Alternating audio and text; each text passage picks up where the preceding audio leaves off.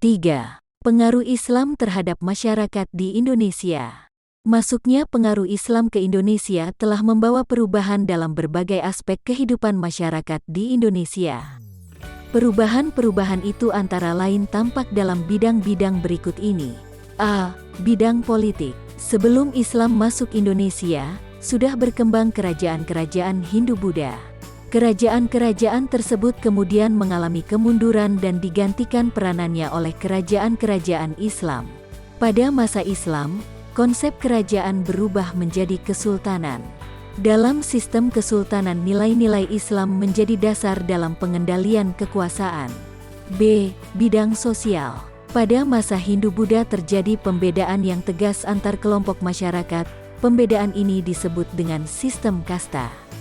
Sistem ini membedakan masyarakat menjadi golongan Brahmana, Ksatria, Waisya, dan Sudra. Setelah Islam masuk, sistem kasta menjadi pudar karena ajaran Islam tidak menerapkan sistem kasta. Meskipun demikian, pada masa Islam masih terdapat penggolongan kelompok masyarakat. Di Jawa misalnya, seorang ulama diberi gelar kiai, sebuah gelar yang menunjukkan ketinggian derajat pada struktur sosial di masyarakat. Begitu pula dengan para penyebar agama Islam yang diberi gelar sunan, gelar ini menunjukkan status sosial yang tinggi. C. Bidang agama. Pada masa Islam, sebagian besar masyarakat di Indonesia menganut agama Islam. Meskipun demikian, masih terdapat masyarakat yang menganut agama Hindu, Buddha, atau menganut kepercayaan terhadap roh halus. Hingga saat ini, sebagian besar masyarakat di Indonesia menganut agama Islam. D. Bidang kebudayaan. Berkembangnya kebudayaan Islam di Kepulauan Indonesia tidak serta-merta menggantikan atau memusnahkan kebudayaan yang sudah ada.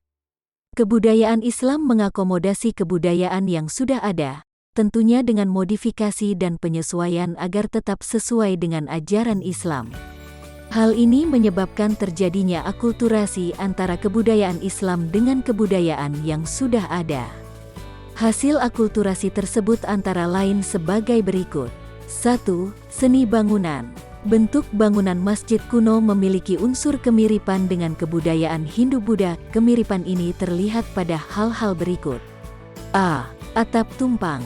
Atap tumpang merupakan atap yang bersusun semakin ke atas semakin kecil.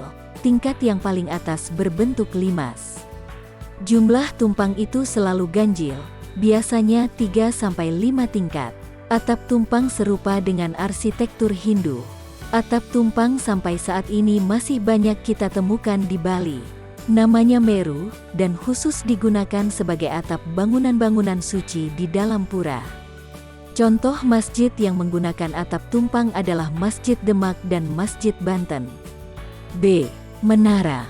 Menara merupakan bagian bangunan masjid yang berfungsi untuk mengumandangkan azan ketika waktu sholat telah tiba. Pada Masjid Kudus bentuk menara mirip sekali dengan bentuk bangunan Candi Jawa Timur yang telah diubah dan disesuaikan penggunaannya dan diberi atap tumpang. C. Makam. Pembangunan makam bagi sebagian umat Islam di Indonesia dianggap sebagai bentuk penghormatan kepada orang yang telah meninggal.